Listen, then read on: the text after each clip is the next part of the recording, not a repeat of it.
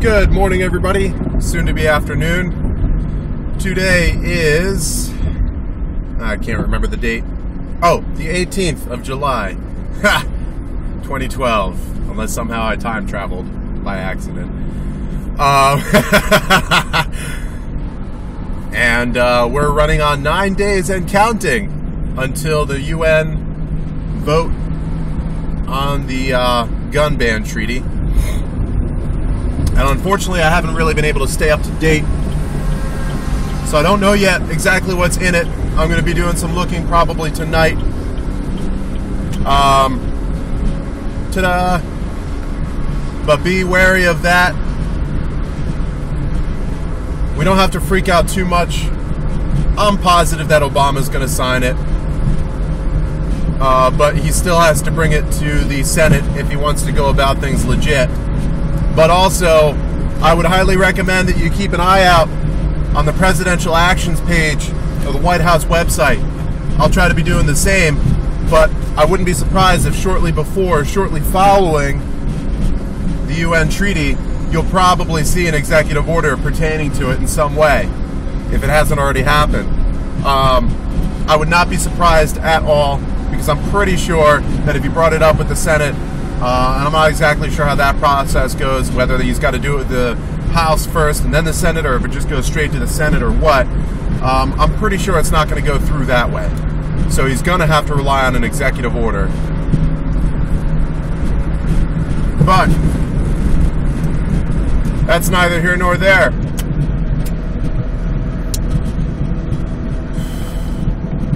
What I want to talk to you about real quick is, because of the fact that we are on a timeline, I would recommend that any preparations you have left as far as prep goes for, you know, any shit hits the fan situation, set yourself a timeline so that you're ready by the 27th. Just in case somehow, some way he decides to bypass the whole system and try to implement this bullshit the same day. I'm talking that's worst case scenario. I seriously doubt he'll be able to do it that fast. But we all know what's going to come. Ah, shit, I missed my exit. We all know what's going to come if, or I should say when, it all gets passed. Alright, but don't fret right now. My timeline, I haven't written it down yet, but I'm thinking about it, is going to look something like this. I just got my house settlement money, so I'm going to be taking care of any last minute pieces of equipment. Like I plan on a set of optics for my Galil, and I'll showcase that when I get it. I'm going to get myself a full frame pistol, most likely a 40 caliber. I'm leaning towards the Springfield XD. It's not too expensive. It's very reliable. From what I've seen and from what I've experienced with it, it's easy to handle. It's going to be full frame, long barrel, the military length barrel, like I think it's like full 6 inches. You get a little bit better accuracy and precision with a longer barrel. So, and a very slight increase in bullet velocity. So I want to go for as much stopping power as I can pack in a single frame. But that'll be handy, because then I can throw my 380 into my bug out bag, and I'll be all set just in case the shit hits the fan and I can grab my bag, but I can't grab my holster and my setup.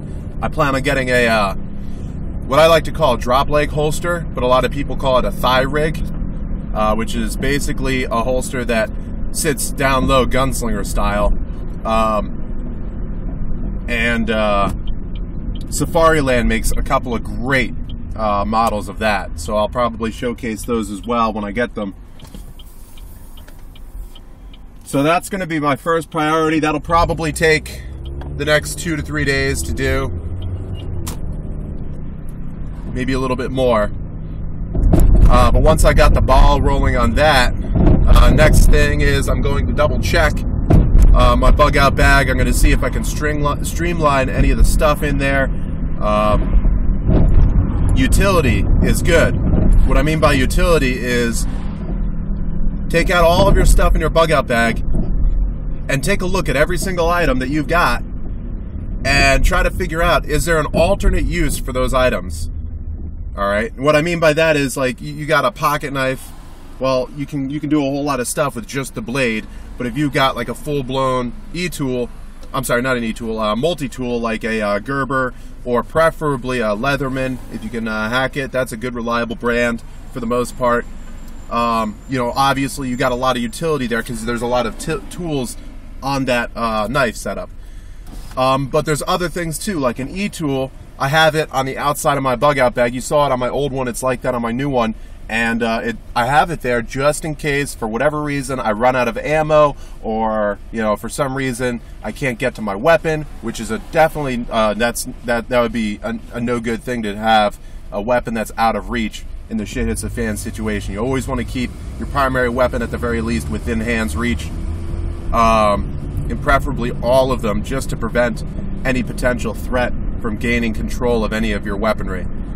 But that e-tool would be handy if you run out of ammo, they get in close, and you don't have a knife or something like that. So there's a whole lot of uses for that, on top of digging holes and possibly even chopping down trees. If you get a decent e-tool, you could actually, you know, chop off branches and stuff like that to build a fire if you need to. But I'm talking about stuff like, you know, if you got MREs in your bug out bag, you know what you can do with those?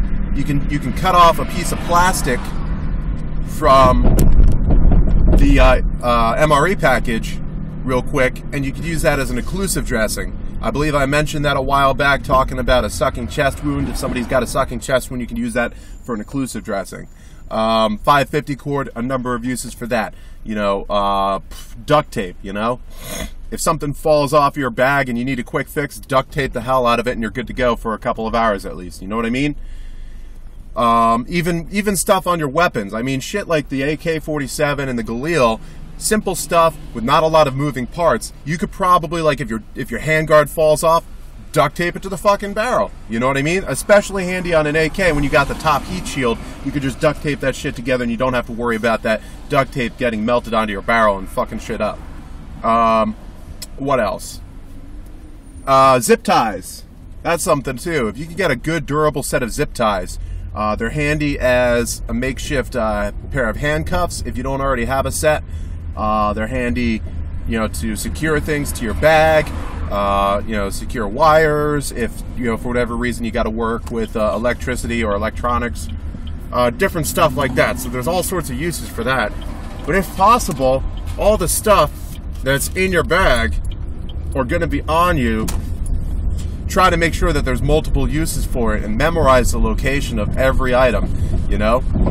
Pack and repack your bag the same way until you got it set to heart, where if you had to reach for it in the dark, you could go in there and you could find exactly what you need with minimum of time, minimum of fuss. That's called economy, all right? I like to talk about economy of force, economy of energy, economy of movement. And where the hell is that guy's place? I think it's the next street up. Or was that it right there?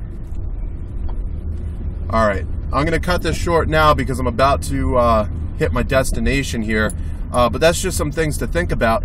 Following that, I'm going to double check on my ammo. Make sure that I got as much as I can fit where I need it. Check those magazine springs, make sure they're not wearing out, that sort of thing. All right. Finally, you know, pretty much the last thing you want to do is going to be, here it is. Is going to be to check your weapons themselves. Oil them up if you have to. Make sure they're properly lubricated. All the parts are set in correctly. You know, that's one thing I preach about all the time, or I used to at the range, especially on private side. I don't know how many times I'd have somebody come in with a brand spanking new gun, and the first thing they did upon leaving the freaking gun store, usually usually the local one in town, and that pissed me off too, because most of the time they don't tell people this, but you know, the first thing you want to do before you hit the range is to oil that baby up. All right, you know what I mean? Oil that baby up, make sure it's properly lubricated. It's a piece of machinery just like, you know, a car or a truck, and so you want that lubrication there in order to make sure it's functioning properly. All right, you know what I mean? So, that's pretty much all I got for you right now. If I come up with some other stuff, epic fail on the parallel parking. Glad I'm not doing it for a test. Let's try that again. All right. Pull up parallel, reverse, hard right, even with the end, hard left. Please don't bump into that car.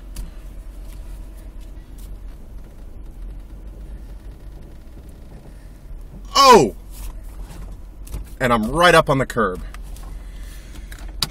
All right, that's all I got for you right now. I'll be back later with some more. Y'all stay safe now. Peace.